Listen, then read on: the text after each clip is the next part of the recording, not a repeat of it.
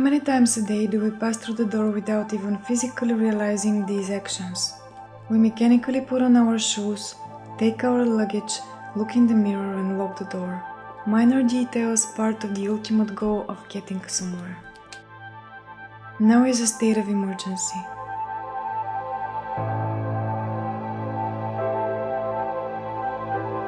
A time to stroll intentionally with yourself in your thoughts.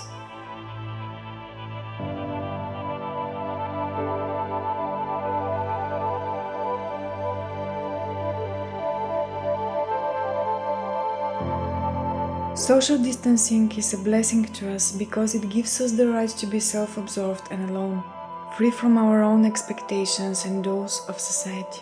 Why are we afraid of masks and gloves when we constantly put barriers over feelings, relationships, actions and opportunities?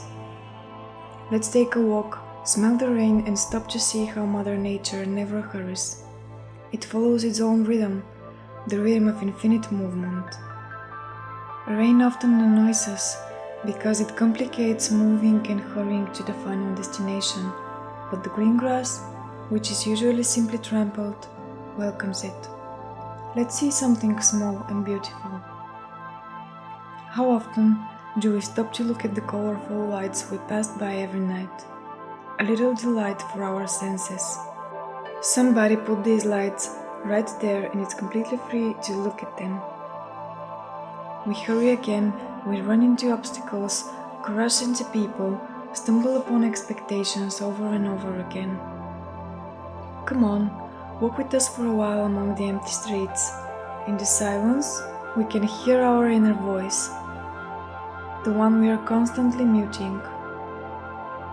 Let that voice guide us and it will whisper to us that it is enough to be here and right in this moment, without fear for the future and without regrets for the past.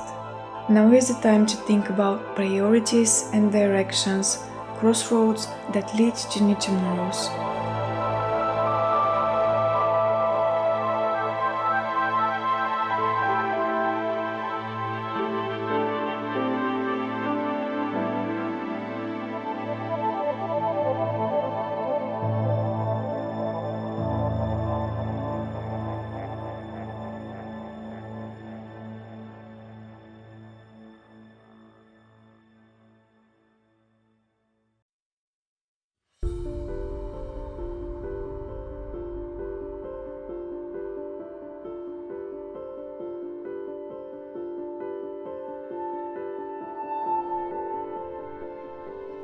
There is something destroying our creativity.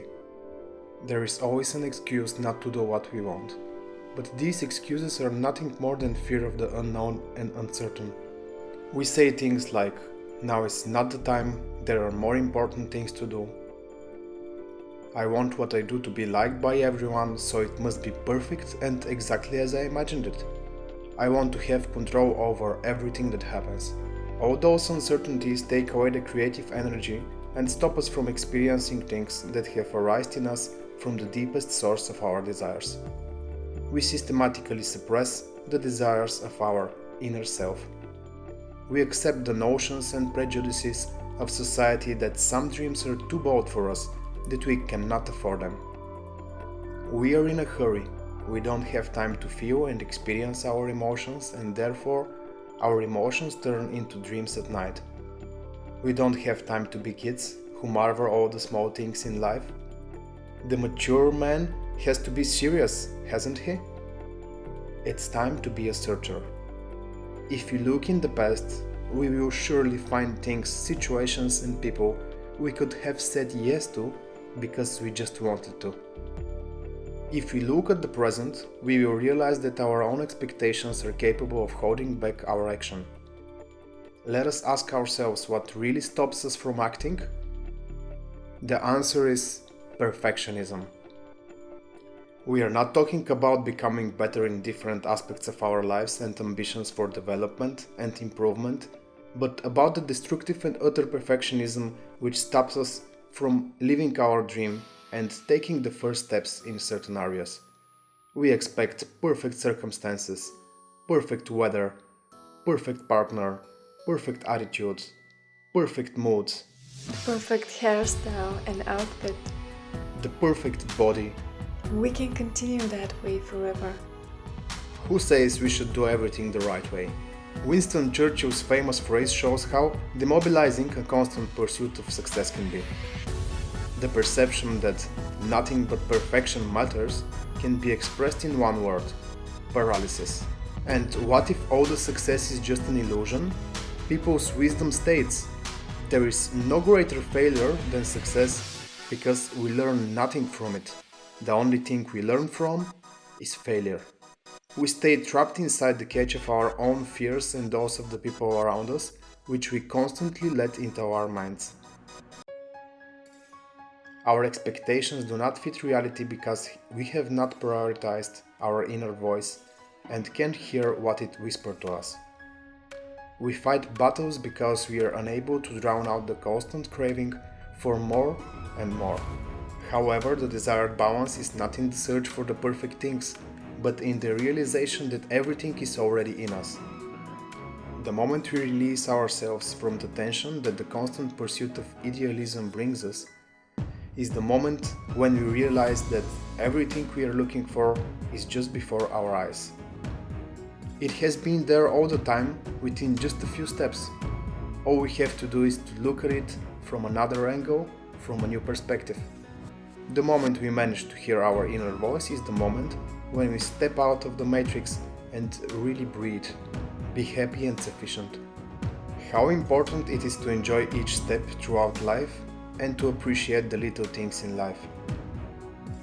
Let's relax and believe in the natural flow of the universe and realize that we are exactly where we need to be. The answer to all our questions is very simple. We just have to be. To move towards and through the things that make us feel good. Just to create, to act, because the creative process is satisfying and fulfilling enough. Let's work for the things that are important to us and add value to our day and life. All the rest we just have to mark as done. If we do everything as perfectly as we imagined it, we will have no energy to enjoy it. Putting all our energy in just one thing will leave us unable to capture the unanticipated moments of happiness lurking everywhere. To exist here and now without fear of the unknown because we do not know what tomorrow will bring us. Let us not forget that the opposite side of the tunnel is full of light with new crossroads and directions, even if we do not see those from our position now. Excessive pursuit of perfectionism is closely linked to the desire for control and causes us to be self-critical to a degree of disrespect for ourselves. What if we change the phrase "give your best" with a simple "just do it and enjoy it"?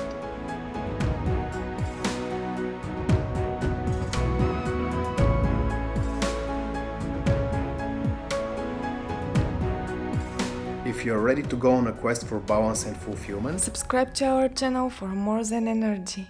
have a Zen day. Namaste.